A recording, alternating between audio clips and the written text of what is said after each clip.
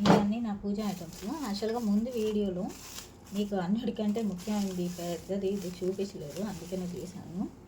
ఇదిగోండి, యాక్చువల్గా ఇది కామాక్షి దీపం. నేను చిన్న సైజు ఉంటుందేమో అనుకొని పెట్టాను ఆన్లైన్లో, కానీ చాలా పెద్దది వచ్చేసింది. అప్పుడు 120 రూపీస్ ఏమో ఉంది నేను పెట్టినప్పుడు వెండి రేటు, ఇప్పుడేమో 200 చేంజ్ అయిపోయింది. అప్పుడు నేను కొన్నప్పుడు ఇది ఆల్మోస్ట్ 28,000 ఏమో పడింది. అంటే నేను ఆఫర్లో ఉన్నప్పుడు తీసుకుంటానని చెప్పాను కదండి.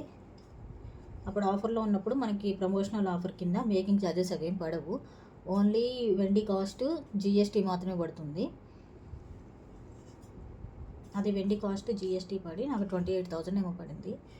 ఎన్ని గ్రామ్స్ ఏంటి అనేది నాకు గుర్తులేదు, అదొకసారి మీకు కావాలి అనుకుంటే నేను నెక్స్ట్ వీడియోలో చెప్తాను.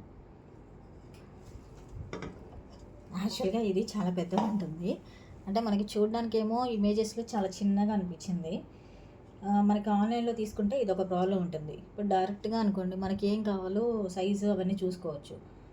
కానీ నాకు ఆన్లైన్లో ఈ ప్రమిదలకి వీటికి సరిపోయేది అనుకొని తీసుకున్నాం, కానీ మనకు వచ్చేసరికి చాలా పెద్దగా ఉంది. కాకుంటే చూడడానికి బాగుందిలే అని చెప్పేసి ఇంకా అలానే ఉంచేసుకున్నాము.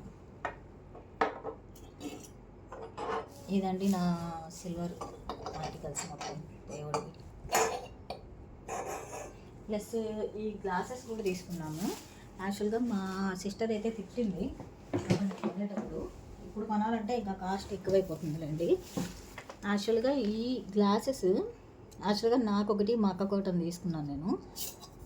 ఇవి యాక్చువల్గా నేను తీసుకున్నప్పుడు నాకు 3000 చేంజ్ పడింది. ఇప్పుడు కాస్ట్కి అయితే అంత రాదు. ఒక్కొక్కటి 60 గ్రామ్స్ ఇది, అంటే రెండు కలిపి 120 గ్రామ్స్ ఉంటాయి.